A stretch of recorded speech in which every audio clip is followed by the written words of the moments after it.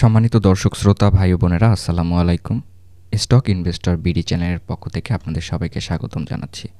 আমি আজকে আপনাদের সাথে ঢাকা স্টক এক্সচেঞ্জের প্রধান সূচক ডিএসইএক্স ইন্ডেক্স নিয়ে আলোচনা করব এবং আগামী কার্যদিবসটি শেয়ার বাজারে কেমন যেতে পারে এই বিষয়টি আপনাদের সামনে তুলে ধরার চেষ্টা করব এবং আলোচনার মাধ্যমে বুঝিয়ে দেওয়ার চেষ্টা করব। সো হ্যালো, আমি Yasin Shoaib, welcome to my channel.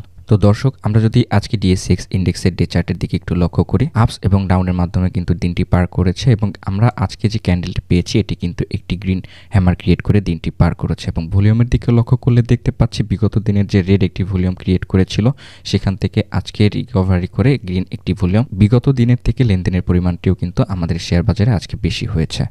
তো অবশ্যই এটি কিন্তু বাজারের জন্য একটি পজিটিভ একটি ইম্প্যাক্ট ফেলেছে। তো বিস্তারিতভাবে আলোচনায় যাওয়ার আগে আজকে একটু মার্কেট মুভমেন্ট একটু লক্ষ্য করি, তাহলে দেখতে পাচ্ছি আজকে আমাদের শেয়ার বাজারের দিনটি শুরু হয়েছিল ৬,২৩৮ পয়েন্ট থেকে।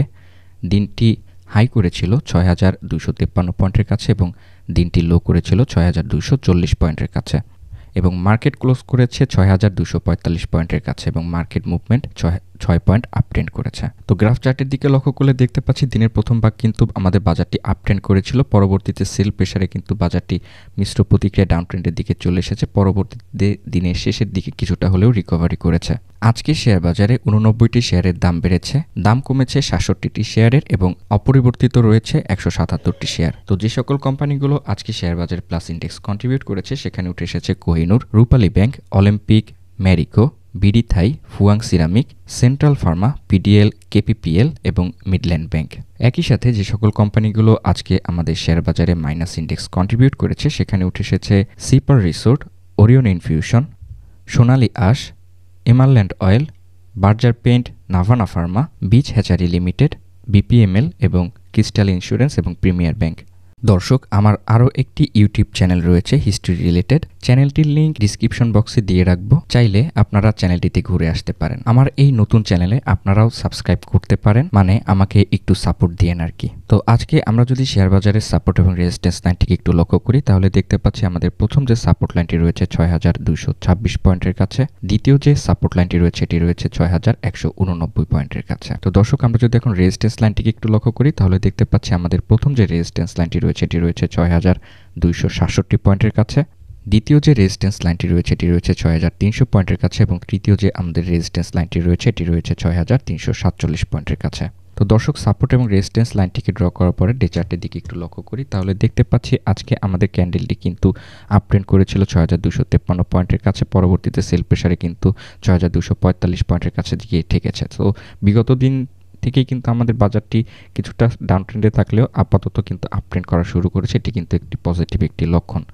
তো যাই হোক, আমরা যদি আজকে আরএসআইটিকে একটু লক্ষ্য করি তাহলে দেখতে পাচ্ছি বিগত দিনের আরএসআইটি যে ডাউন ট্রেন্ডের দিকে গিয়েছিল এখান থেকে একটি সাপোর্ট পেয়ে তারপরে কিন্তু আপট্রেন্ড করেছে। বিগত ভিডিওতে আমি বলেছি এখানে একটি সাপোর্ট লেভেল রয়েছে আরএসআইর, সেক্ষেত্রে কিন্তু এখান থেকেই আপট্রেন্ড করার সুযোগ থাকবে। তো সেটি আজকে ঘটেছে এবং আমাদের আরএসআইটি আর আপট্রেন্ড করে ৪৭ পয়েন্টের কাছে গিয়ে ঠেকেছে। সো আমরা আশা করতে পারি যে আগামীতে আমাদের আরএসআইটি আবার আপট্রেন্ড করবে এবং পরবর্তীতে আমাদের আরএসআইটি আপট্রেন্ড করে ৫০ পয়েন্ট এবং এটিকে যদি ব্রেক করতে পারে সেক্ষেত্রে ৬০ পয়েন্ট পর্যন্ত আপট্রেন্ড করার একটি সক্ষমতা দেখাবে বলে আমি ধারণা করছি।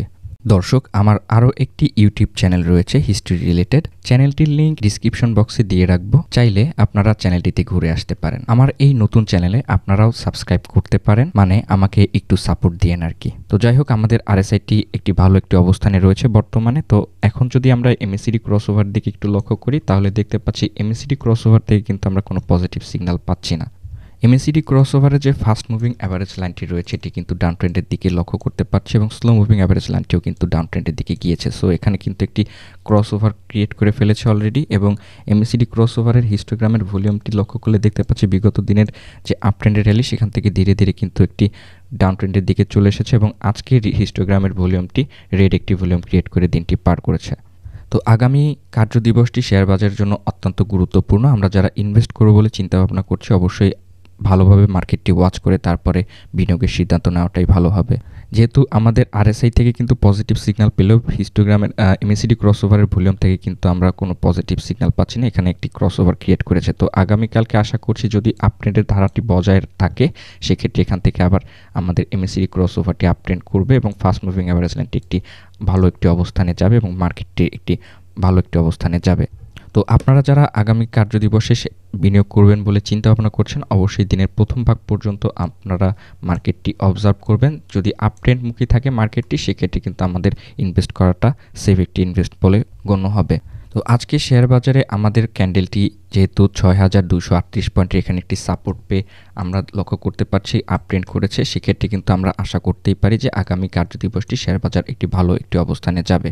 তো আগামীকালকের বাজারটি সর্বোচ্চ ৬,২৫৬ পয়েন্টের কাছে একটি হিট করার একটি প্রবাবিলিটি দেখাতে পারে এবং এই রেজিস্ট্যান্স লাইনটিকে যদি ব্রেক করে ফেলে ৬,২৫৬ পয়েন্টের, তাহলে কিন্তু আমাদের মার্কেটটি ৬,২৬৭ পয়েন্ট পর্যন্ত আপ ট্রেন্ড করার একটি সক্ষমতা দেখাবে। তো আমি আশা করছি আগামী কার্যদিবসের মার্কেটটি আমাদের আপ ট্রেন্ডমুখী থাকবে এবং একটি ভালো একটি রেজাল্ট আমরা লক্ষ্য করতে পারবো বলে আমি ধারণা করছি। তো ধন্যবাদ সবাইকে আমার এই ভিডিওটি দেখার জন্য। এখনও যারা চ্যানেলটিকে সাবস্ক্রাইব করেনি, প্রতিদিনকার মার্কেট আপডেট পেতে চ্যানেলটিকে সাবস্ক্রাইব করবেন এবং পাশে থাকা নোটিফিকেশন আইকনটি অন করে দিবেন। অলরেডি যারা চ্যানেলটিকে সাবস্ক্রাইব করেছেন তাদেরকে অসংখ্য ধন্যবাদ জানাচ্ছি। আপনার এবং আপনার পরিবারের সবার সুস্বাস্থ্য এবং মঙ্গল কামনায় ভিডিওটি শেষ করছি। আমার জন্য দোয়া করবেন এবং আমার পরিবারের জন্য দোয়া করবেন। আসসালামু আলাইকুম।